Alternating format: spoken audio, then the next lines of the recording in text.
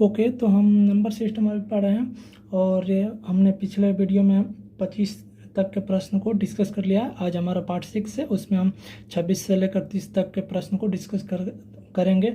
और जो कि हमारा हमेशा जो सीरीज चलता है उसमें 5 प्रश्न डिस्कस करते हैं, वही हमारा सीरीज रहेगा, ताकि आपको अच्छा से समझ में आए, कम क्वेश्चन और ज़्यादा समझ में आए तो अच्छा रहता है हमारे कॉम्पिटिटिव एग्जाम के लिए। तो देखते हैं हमारा जो टाइप 26 है उसको क्या दिया है प्रश्न में।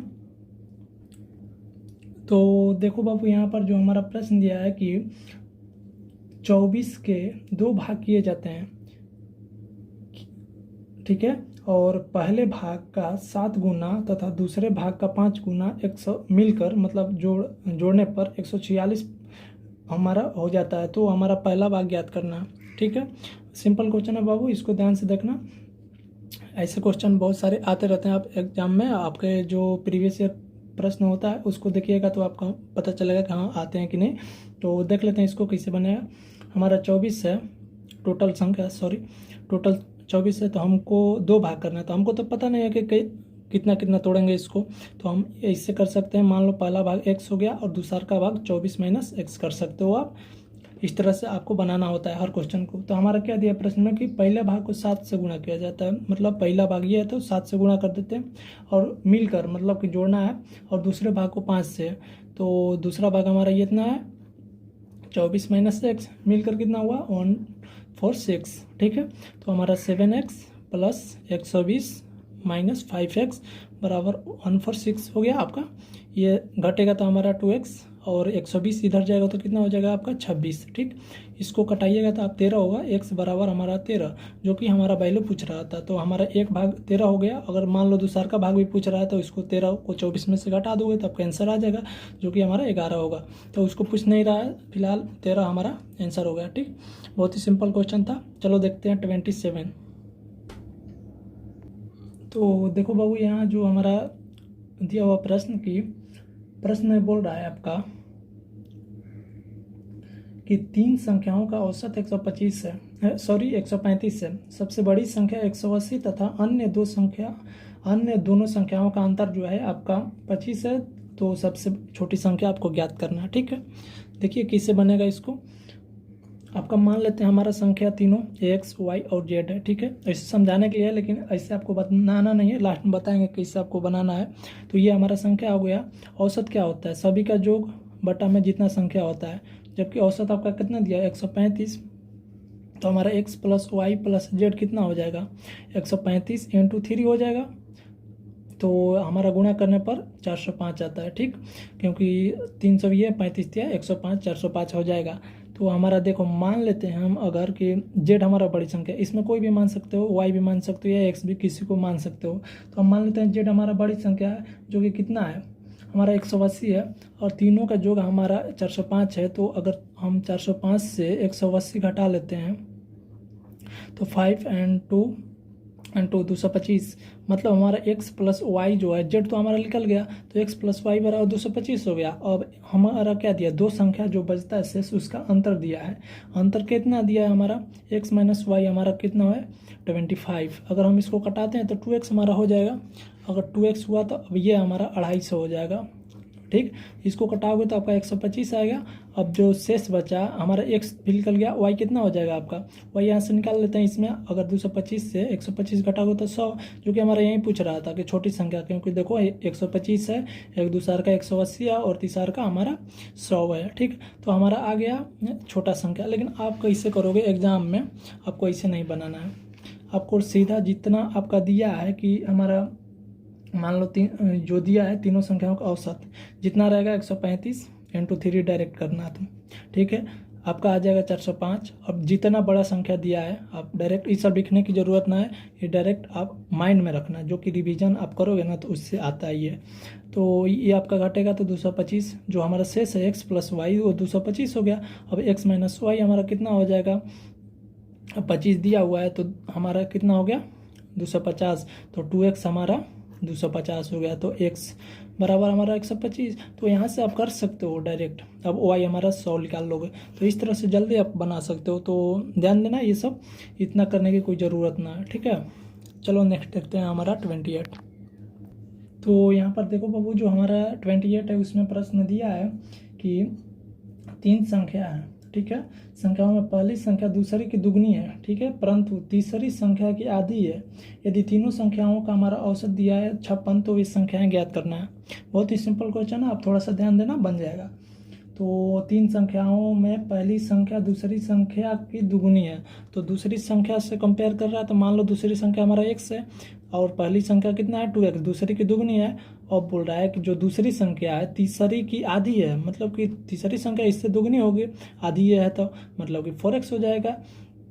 ये था हमारा क्वेश्चन का टाइप बन गया, मतलब हमको ये बेस बन गया, यहीं से हमारा आंसर निकल जाएगा। 56 है।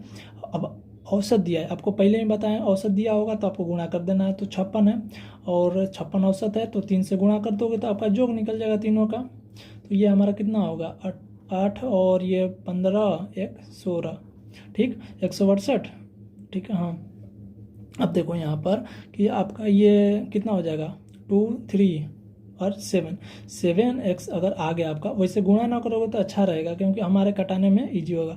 तो देख लेते हैं, आप हो गया तो यहाँ से आप काटोगे 8 कट जाएगा, मतलब कि x हमारा कितना आ गया 24। x अगर हमारा 24 आया तो हमारा 2x निकल जाएगा, 24 दूनी 48 और x हमारा 24 आ गया और ये 4x हमारा हो जाएगा 96, जो कि हमारा आंसर है 48, 24 एंड 96, ठीक है बाबू। ये था हमारा प्रश्न। इस तरह के बहुत सारे प्रश्न आपको देखने को मिल जाएंगे प्रीवियस ईयर प्रश्न में, तो आप देख सकते हो, वहाँ से ज़्यादा प्रश्न बनाना आपका कंप्लीट हो जाएगा कंसेप्ट। वैसे इसमें कुछ खास था नहीं, खैर नंबर सिस्टम काफ़ी इजी जो होता है, क्या बोलते हैं सब, ये टॉपिक है तो इसमें टेंशन की कोई बात नहीं। देखते हैं हमारा 29 है। तो देखो बाबू, जो हमारा 29 है, प्रश्न दिया है कि 14 पुस्तकों का औसत मूल्य 12 है, ठीक है। शेष इनमें से 8 जो पुस्तक है उनका औसत मूल्य 11.75 है, ठीक है। और जो शेष पुस्तक जो बचते हैं 8 तो हमारा हो गया, और जो शेष बचते हैं उनमें एक का मूल्य दूसरे के मूल्य से 60% अधिक है। तो इन दोनों को अलग अलग, मतलब जो लास्ट में बचते हैं दो, उसको हमको वैल्यू निकालना है, कितना मतलब जो प्राइस है उसका, तो उसको निकालना है। तो आप कर सकते हो, 10 को पुस्तक है आपका 12 रुपया मतलब औसत है, तो हमारा टोटल करने के लिए हम गुणा कर देते हैं, जो कि एवरेज में आपको बताएंगे हम कैसे होता है क्या। तो वैसे भी आपको जितना बता रहे हैं अभी समझ लो, आ जाएगा आपको। तो 120 हो जाएगा हमारा। अब 8 जो पुस्तक है उसका कितना है, 8 जो पुस्तक है उसका 11.75, जो कि गुणा करोगे तो आपका 94 आएगा, ठीक है। तो यहाँ हम कर सकते हैं कि 26 इसमें से घटेगा तो 20 और 6 26, तो हमारा जो बचा x + y जिसका दाम 26 है, तो हमको कैसे निकालेंगे कि हमारा जो x कितना होगा y कितना होगा। तो दिया हमारा जो परसेंट में कितना दिया है, जो मान लो x है वो y से आपका x जो है y से हमारा 60% अधिक है, तो 60% अधिक का मतलब 160 है, अगर ये 100 मानते हैं तो, ठीक है। अब टोटल जो प्राइस है, टोटल परसेंटेज में कितना है, जो कि ये आपको परसेंटेज का भी तीनों मिक्स करके दिया है, परसेंटेज भी और ये क्या बोलते हैं आपको औसत और ये नंबर सिस्टम, इसलिए आपको थोड़ा ध्यान देना होगा, जो कि परसेंटेज में भी इसको बताएंगे। तो आपका टोटल हो गया 260, क्योंकि हमको एक निकालना है, या तो x का निकाल लो या y का, कोई मायने नहीं रखता है, तो हम निकाल लेते हैं इसी को। और यहाँ टोटल रुपया हमारा 26 है, तो यहाँ से कटाओगे तो आपका 26 एक, मतलब कि x जो है उसका 16 रुपया है, और जो शेष बचा 10 रुपया y का है। या आप ऐसे भी कर सकते थे कि 100 बटा में 260 इंटू 26, तो आप यहाँ से करोगे तो इसका आपका 10 रुपया आएगा, तो 10 रुपया आपका y क्या मानने थे ना, 100 रुपया, तो y क्या निकल गया। तो ऐसे भी आप निकाल सकते हो, तो इसमें कोई प्रॉब्लम ना है। तो आपका आंसर यहीं पूछ रहा था, तो ये तो हमारा हो गया। इसमें कोई प्रॉब्लम होगा तो आप बोल सकते हो, कमेंट बॉक्स में बताना और उसका सॉल्यूशन किया जाएगा। वैसे इसमें प्रॉब्लम कोई होना नहीं चाहिए, जहाँ तक मेरा अनुमान है। तो देखते हैं जो हमारा अगला टॉपिक है, जो टाइप कितना है 30, ओके 30।